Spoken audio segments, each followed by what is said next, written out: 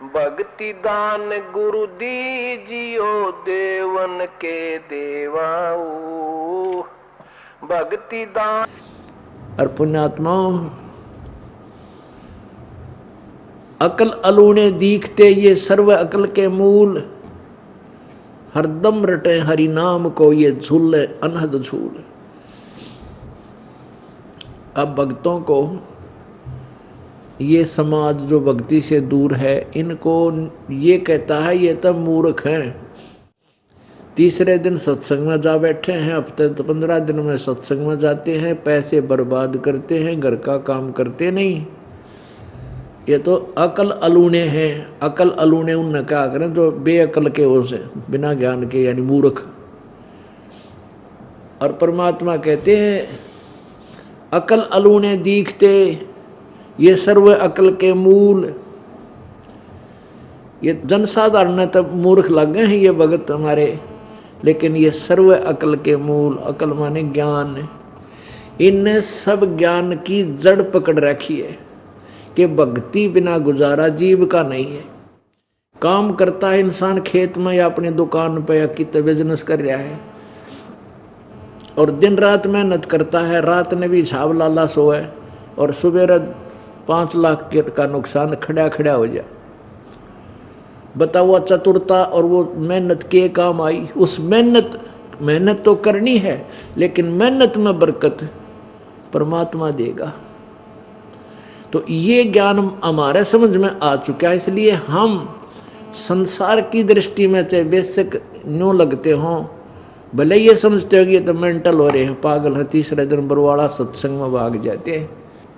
तो आप जी के लिए परमात्मा कहते हैं अकल अलूने दीखते ये सर्व अकल के मूल, हरदम रटे भगवान को ये झूलने अनहद झूल। ऐसे ही गरीबदास जी को जनसाधारण न्यू कहा करता मेंटल हो गया, अर्थात तत्व ज्ञान को स्वयं ही आकर के वो ठीक ठीक बताते। यहाँ के प्रभु, यहाँ के स्वामी ब्रह्म द्वारा, ब्रह्म ज्योति निरंजन काल के द्वारा भ्रमित यहाँ के नकली डुप्लीकेट संत ऋषि महर्षि जो वेदों, गीता जी व पुराणों से अपरिचित,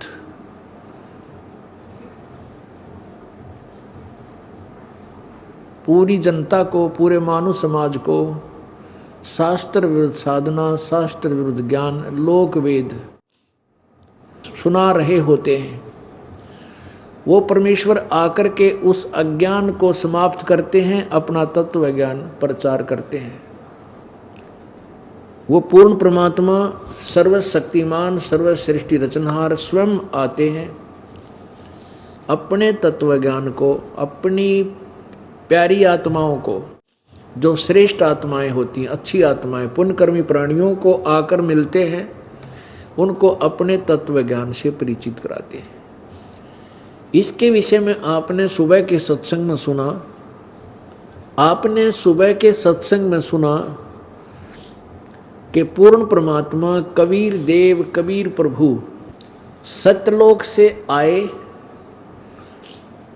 और अपनी श्रेष्ठ आत्मा, पुण्य आत्मा संत गरीबदास जी 10 वर्षीय बच्चे को मिले और फिर उनको अपने सचखंड में लेकर गए, उनकी आत्मा को वापस छोड़ा।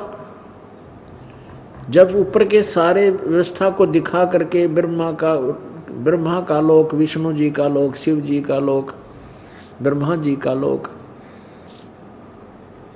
और इस ब्रह्म ज्योति निरंजन काल का द्वीप ब्रह्मलोक, सभी लोक, सभी ब्रह्मांड, फिर परब्रह्म के लोक, 7 संख ब्रह्मांड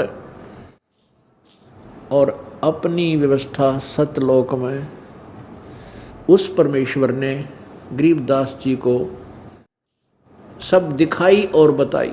उसके पश्चात गरीबदास जी की आत्मा को शरीर में छोड़ दिया।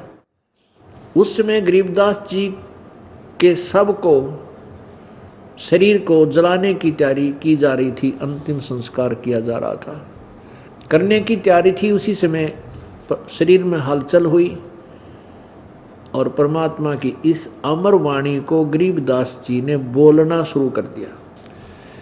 स्थानीय व्यक्ति, उस गांव के व्यक्ति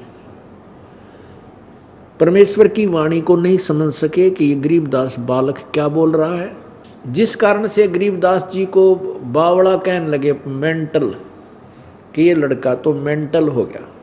लेकिन इकलौता पुत्र, और वो भी 12 वर्ष के बाद परमात्मा ने रजा बख्शी थी। तो ये सोचा सभी ग्रामवासियों ने, घर वालों ने, हे परमात्मा शुक्र है तेरा, ये बालक जीवित हो गया। या लड़की गरीबदास जी की माता श्री इस बच्चे को देखकर जीवित रहेगी, नहीं तो ये मर जाती बिलख बिलख के। कोई ना, जैसा भी बावला है, पागल है, बच्चा जीवित तो है। इस तरह संतोष पाया। और गरीबदास जी अमृतवाणी बोल रहे थे, आंखों देखा ऊपर की परमात्मा के सचखंड की, और सर्व वेदों, चारों वेद, 18 पुराण, 11 उपनिषद, महाभारत, गीता जी, उन सभी का निष्कर्ष रूप ज्ञान अपनी सिंपल लैंग्वेज में, साधारण भाषा में कबीर परमेश्वर का दिया हुआ ज्ञान गरीबदास जी ने लिपिबद्ध करवाया, जो सतग्रंथ के नाम से प्रसिद्ध है, गरीबदास जी की वाणी। 3 वर्ष के बाद जब गरीबदास जी 13 वर्ष के हो गए और गरीबदास जी को बावड़िया कहने लगे, बावड़िया।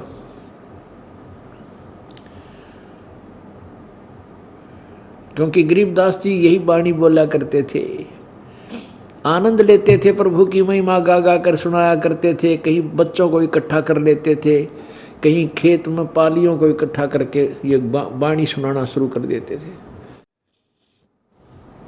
तो बच्चे भी ये कहने लगे कि ये लड़का तो गरीबू तो बावड़ा हो गया, बावड़ा, इसने और बात ना आती, पता नहीं क्या भाषा बोल रहे हैं। पुण्यात्माओं, 3 वर्ष बीत गए, इसी तरह कहानी चलती रही। एक दादू पंथ का एक दादू साहब वो हैं जिनको परमात्मा कबीर जी ऐसे ही मिले थे जैसे गरीबदास जी को मिले। उस समय दादू साहब जी 7 वर्ष के बच्चे थे, बच्चों में खेल रहे थे। वहां परमात्मा आए एक बूढ़ा बाबा यानी जिंदा महात्मा के रूप में, और उनको ज्ञान समझाया। फिर अपना करमंडल से जल मंत्र दिया, जल पिलाया, एक पान के पत्ते पर रख कर। एक पान का पत्ते पर, जैसे पीपल के पत्ते होते हैं ऐसा पान का पत्ता होता है, उस पर जल डालकर, जैसे हम अमृत पिलाते हैं जल नाम देकर, तो उस पत्ते पर ऐसे जल पिलाया और ज्ञान सुनाया और सतलोक ऊपर लेकर के गए। 3 दिन और 3 रात दादू जी बेहोश पड़े रहे, मृत नहीं हुए, श्वास चलते रहे। ऊपर के सारे लोक दिखाए जैसे गरीबदास साहिब जी को दिखाए। तीसरे दिन वापस आत्मा आई तो यही वाणी बोलने लगे, जिन मोह को निज नाम दिया सोए सतगुर हमार, दादू दूसरा कोई नहीं हो कबीर सृजनहार। अब क्या वाणी बोली कबीर परमेश्वर की महिमा की। जो जो शरण कबीर के तिरगे अंत अपार, दादू गुण के ताकहूँ कैतन आवे पार। कबीर करता आप है दूजा ना कोई, दादू पूर्ण जगत को भक्ति दृढ़ावे सोए। पूरे जगत को भक्ति कबीर परमात्मा ही दृढ़ाते हैं, वही सच्ची भक्ति बताते हैं। ठेका पूरा होवे जब सब कोई तुझे शरीर, दादू काल गंजे नहीं जपे जो नाम कबीर। आदमी की आयु घटे तब जम घेरे आए, सुमरण किया कबीर का दादू लिया बचाए। मेट दिया अपराध सब आए मिले छनमा, दादू संग ले चले है कबीर चरण की छां। सेवक देव निज चरण का दादू अपना जान, ब्रंगी सत्य कबीर ने कीन्या आप समान। दादू अंतर्गत सदा छिन छिन सुमरण ध्यान, वारू नाम कबीर पर पल पल मेरा प्राण। सुन सुन साख कबीर की काल नवावे माथ, धन धन होती धन धन तीनों लोक में दादू जोड़े हाथ। केरी नाम कबीर का विषम काल गजराज, दादू भजन प्रताप ते भाग्य सुनत आवाज। पल एक नाम कबीर का दादू मन चितलाए, अस्थि के असवारे को स्वान काल ना खाए। सुमरत नाम कबीर का कटे काल की पीड़, दादू दिन दिन ऊंचा होवे है परमानंद सुख सीर। दादू नाम कबीर की जो कोई लेवे ओटे, तिनको कभू लागे नहीं काल वज्र की चोट। और संत सब कूप हैं केते झरीता नीर, दादू अगम अपार है दरिया सत्य कबीर। अभी तेरी सब मिटे जन्म मरण की पीर, श्वास उश्वास सुमर ले दादू नाम कबीर। कोई सरगुण में रीझ रहा कोई निर्गुण ठहराए, दादू गति कबीर की ही मोह से कही न जाए।